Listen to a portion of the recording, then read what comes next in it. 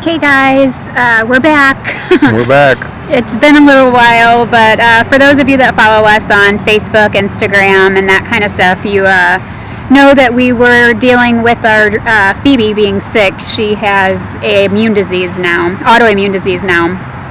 So for 2 months we were out of commission, taking care of her. All of our resources and everything went to getting her back to a normal, healthy dog. She's doing much better now. She's down to 1 medication 2 times a day versus 9 medications 18 times a day. She's a trooper, but we're back and we're ready to get back in the spirit and get our videos going again and start traveling this country again. I think we're going to start vlogging. We're going to vlog every day, probably upload 3 or 4 videos a week.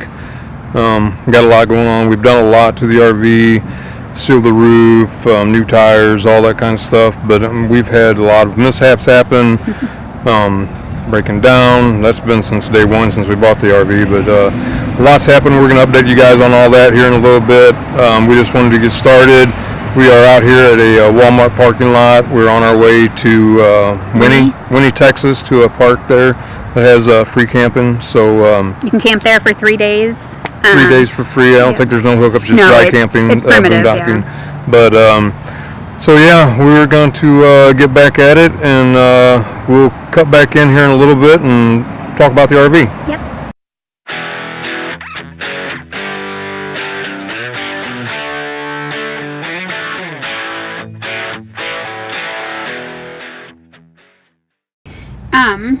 So I just wanted to talk to you guys about Phoebe, and this is some good information for those that travel on the road with dogs and stuff, cats, any of those kind of pets that you might have. But Phoebe, she looks pitiful right now, but she's just tired. So May 7th was perfectly normal day. Everything was fine. Phoebe got up I put her down from the bed. She walked over to Marshall and she got over to him and she just kind of weeble wobbled and started to fall down. And we knew immediately that something was wrong with her. So thank God we were in a town that we knew. It was the town that we originally came from, so we knew what vet to go to and everything. So we just scooped her up, ran her to the emergency room. I had her in the passenger seat with me and I was trying to shake her, and Marshall's screaming her name while he's trying to drive, and nothing was really working. And I looked down and I had a gallon of water, so we took that and dumped it over her head. It kind of worked, but she was still in and out of consciousness. Got to the emergency room.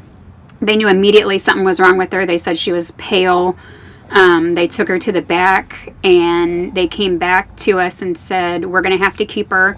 She needs a blood transfusion, and she now has hemolytic anemia disease, which is where her immune system attacks her red blood cells. So basically she was losing oxygen, didn't have the blood that she needed in her system or anything like that. So her blood count was an 8 that night, and a normal range is 40.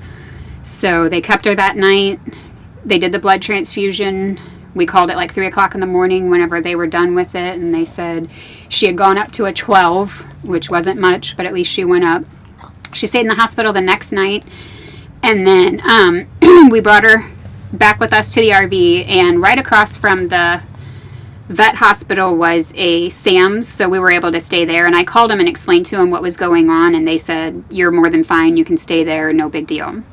So we got to take her home 2 days after the first transfusion.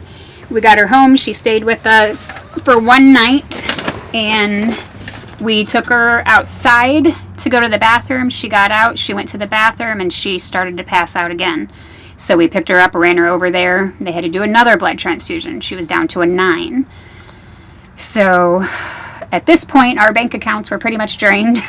But we did set up a GoFundMe page, which people that we didn't even know were donating to us. It was really amazing. A lot of Needy Paw Rescue was helping us and stuff like that. So it was pretty amazing.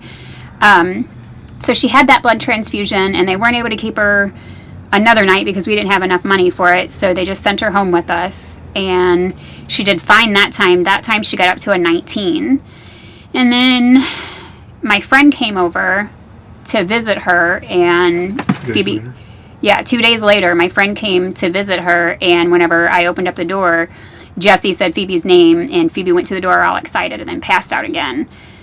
So we knew what was going on. We ran her back over there. Her blood, her PCV is what it's called, but her blood was down to a 11, I think it was again. And at this point, the hospital was out of the packed red blood cells that we needed. All they had was whole blood. And the vet was pretty much directing us in the direction of putting her to sleep. And we were not willing to do that. She was walking around fine. It wasn't an option for us. So we said, just use the whole blood and we'll go from there. So they did that. And again, we didn't have enough for her to stay 2 nights, so they sent her home.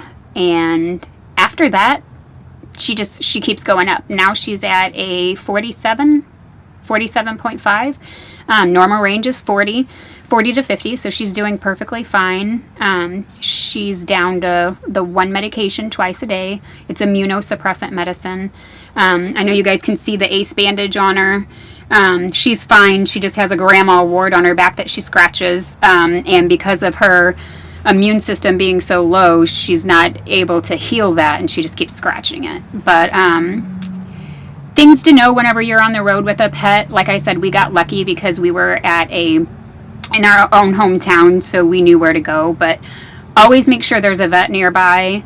Always know where the vet's at in your area. And just keep an eye on your dogs. I'm not trying to scare anybody, but I will tell you that if you look up this disease, it's IMHA, and a lot of people notice that their dogs come down with this disease after vaccinations, flea treatments, or heartworm medication. So Phoebe is never going to get a vaccination again. She can't be on flea medication. Well, she can be on Advantage 2 because it doesn't go in the bloodstream. But the other stuff she can't do, and she can't do heartworm medication. We just have to be preventative. So we were going to the vet every month to get it checked, and now we're down to every 3 months. So every 3 months she gets checked for those things to make sure she's all right. But she's our little trooper. She'll be 11 in January, so she's been through a lot. She's been through a lot. It's not the first time that we've had to rush her to a hospital to save her life.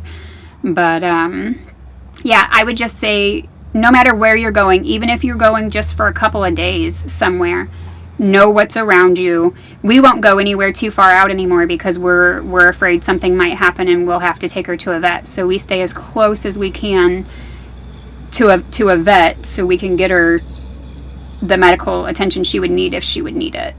Penny's doing perfectly fine. We think they're stemmed from the Frontline flea medication that you buy at Walmart because it was less than 30 days after that she got ill.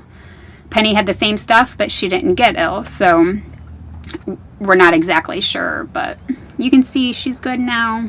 We're happy. We're thankful. Hi, baby.